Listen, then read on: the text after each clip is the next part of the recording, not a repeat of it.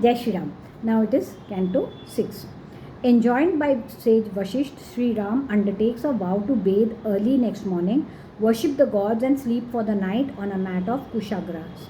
On waking up the next morning, he says his Sandhya prayers, and Brahmins wish him a propitious day. The citizens decorate the city in order to give it a festal appearance, and it is thronged with men eager to witness the installation of Sri Ram as Prince Regent. Having bathed himself when Vashishta, the family priest, had left, Sri Ram, with a concentrated mind, worshipped Lord Narayan, and with the cooperation of his wife Sita, who had exceptionally large eyes.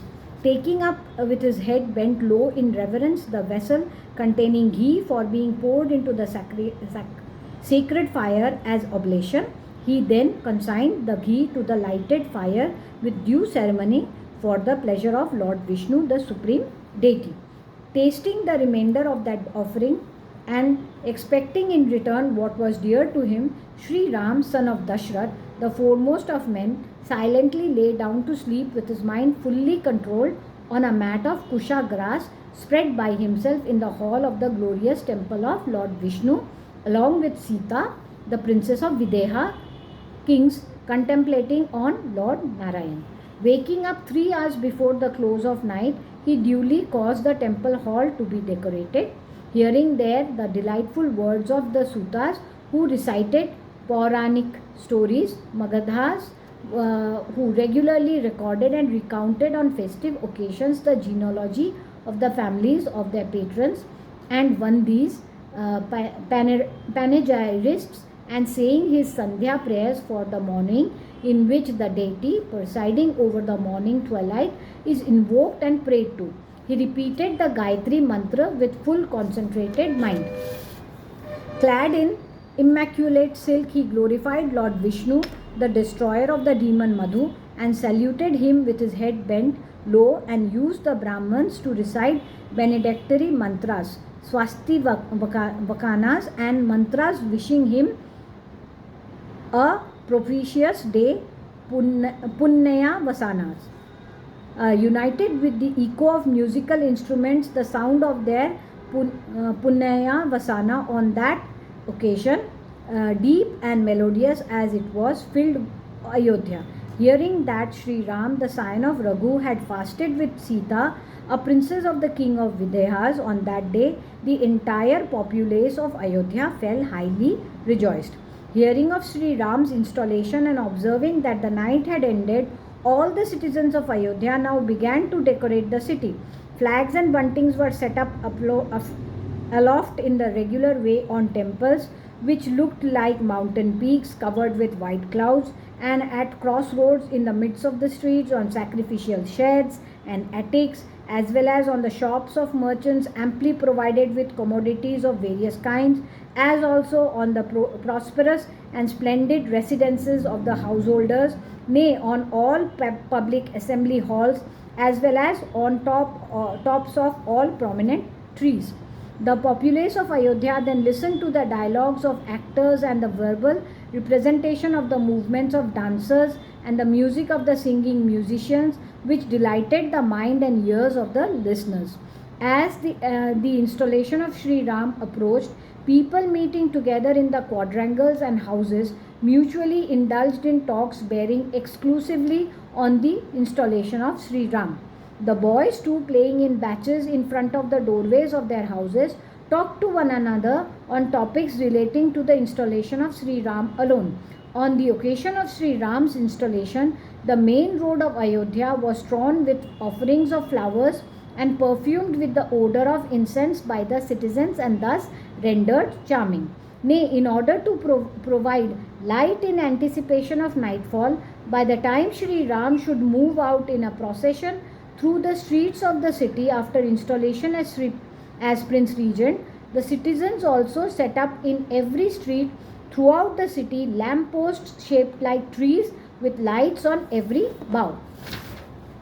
Having decorated the city as aforesaid, and coming together in batches in quadrangles as well as the public assembly halls scattered throughout the city, all the residents of the city of Ayodhya, longing as they did for the installation of Sri Ram, in the office of Prince Regent, applauded Dashrath, a ruler of men, while talking to one another on the spot.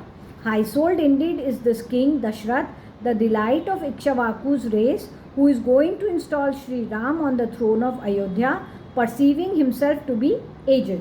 We are all grateful indeed to the God that as rulers of the globe, Sri Ram, who has seen for himself what is noble and ignoble in the world, will be our protector for long.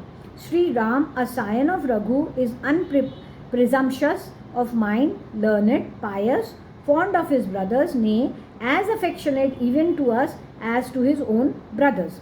Long live the sinless King Dashrath, whose mind is given to piety and by whose grace we shall see Ram installed as Prince Regent. Others with people hailing from the countryside who had heard the news of the projected installation had flocked from all sides, heard the conversation of the citizens who were uttering such remarks. Having poured into the city of Ayodhya from all directions in order to witness the installation of Sri Ram as Prince Regent, the people from the countryside had flooded the prospective capital of Sri Ram. The noise in that city was heard by the aforesaid multitudes of men while moving here and there as the roaring of an ocean whose impetuosity is accelerated on the full moon. On that occasion, the city of Ayodhya, which was full of noise and wide in its splendor, with Amravati, the capital of Indra, and which was crowded on all sides with the people of the countryside that had collected there in their eagerness to behold the capital, looked like the sea water infested with aquatic creatures peculiar to the ocean. Thus ends Canto-6 in the AYODHYAKAND of the glorious Ramayan of Valmiki, the work of a rishi and the oldest epic. Now we come to Canto-7 in AYODHYAKAND.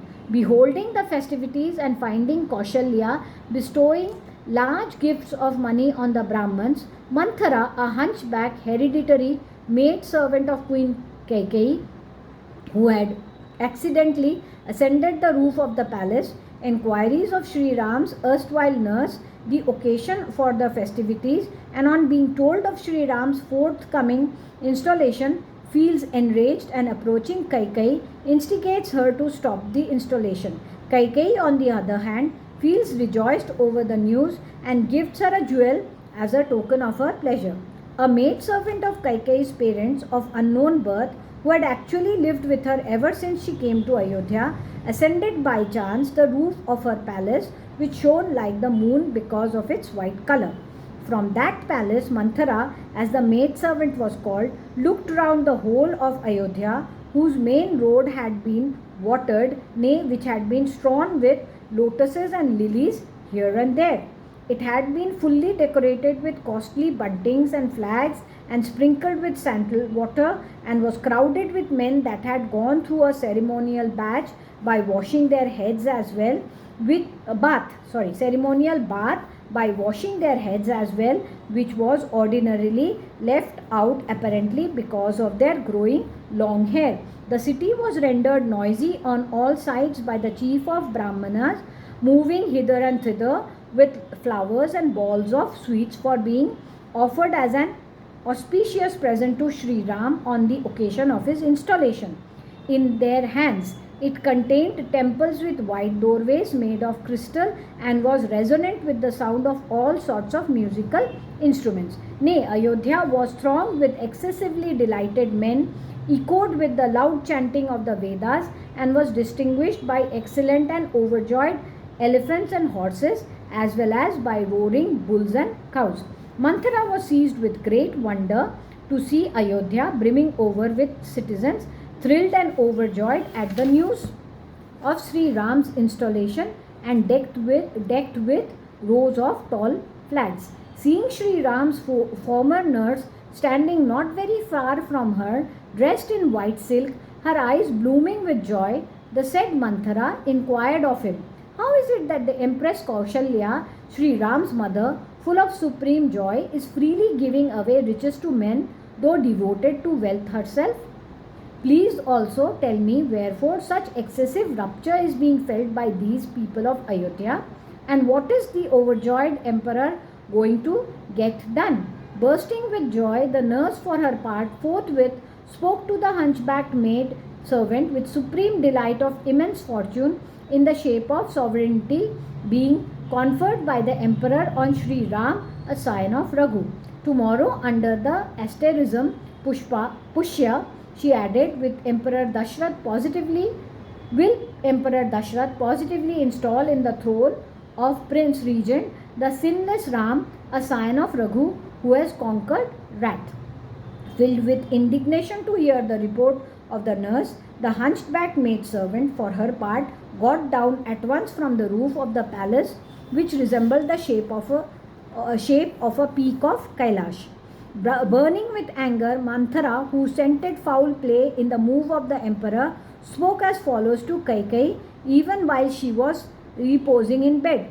Get up, O deluded one! How can you keep lying down? Peril stares at you in the face. You do not perceive yourself threatened by a flood of misery.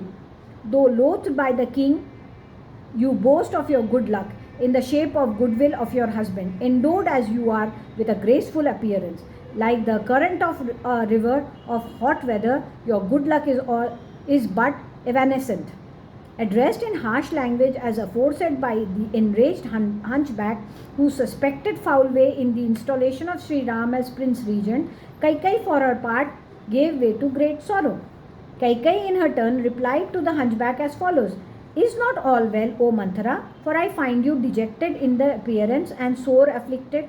Incensed to hear the question of Kaikeyi, which was couched in sweet accents, Manthara for her part, who was a master of expression, spoke as follows. Nay, getting all the more dejected to hear the nonchalant queen of Kaikeyi, the hunchback, who posed to be her great well-wisher, replied as follows, inspiring dejection into Kaikeyi's mind and estranging her from Sri Ram, a scion of Raghu. The very great work of ruining you, against which there is no remedy, has commenced, O Queen. King Dashrath is going to install Ram in the office of Prince Regent. Plunged in fathomless fear on your score, nay, full of agony and grief, and burning as it were with fire, I as such have come here to make known to you your best interest in the matter. Great suffering is sure to come to me due to your suffering, O Kaikeyi, and my advancement is sure to follow in the wake of your advancement. There is no doubt about it. You were born in the race of kings and are the favorite consort of a king. How is it that you do not know the sternness of kingly duties, O royal lady? Your husband is deceitful through professing piety and hard-hearted through using sweet expressions. Still you consider him as blessed and a guileless heart, and in this way stand deceived by him. Standing by your side, speaking kind words that have no meaning, your spouse is going this very day to invest Kaushalya alone with fortune in the shape of sovereign powers for her son. Having sent away Bharat to the kingdom of your kinsfolk, the evil-minded king for his part will install Ram next morning on the throne of Ayodhya, now that all the thorns have been completely removed. Like a venomous serpent reared by a mother on her own person with intent to do good to it, O puerile lady, an enemy under the appellation of spouse has been held by you close to your bosom.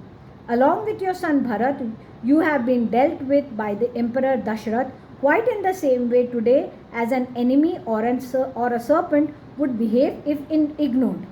Ever fond of ease, you have indeed been ruined with your friends and relations. O young, inexperienced lady, by the wicked king uttering falsely kind words by going to install Ram on the throne of Ayodhya. As such, O Kaikeyi, promptly accomplish what is opportune in your interest and protect your son, your own self, and me too, O lady of marvelous insight. Flooded with joy to hear the report of Manthara, that lady of charming appearance rose from her bed like the orb of autumnal full moon. Full of amazement and extremely gratified, the celebrated Kaikeyi for her part gave away to the aforesaid hunchback a wonderful and shining jewel. Feeling positively rejoiced on having bestowed the jewel on that hunchback, Kaikeyi, the foremost of young ladies, once more spoke to Manthara as follows. This is indeed a most welcome news broken to me by you, O Mantra. This is a delightful tidings to me. What more for that matter shall I do for you? I perceive no difference between Ram on the one hand and Bharat on the other. I am therefore pleased to know that the emperor is going to install Sri Ram on the throne. No exquisite and agreeable nectar-like expression other than this could, of course, have been easily addressed to me, O woman deserving kindness. Since, however, you have spoken as aforesaid to me, I therefore offer to you another dearest boon. Please ask it of me. Thus ends Canto 7 in the AYODHYAKAND of the glorious Ramayan of Valmiki, the work of a rishi and the oldest epic. Jai Shri Ram.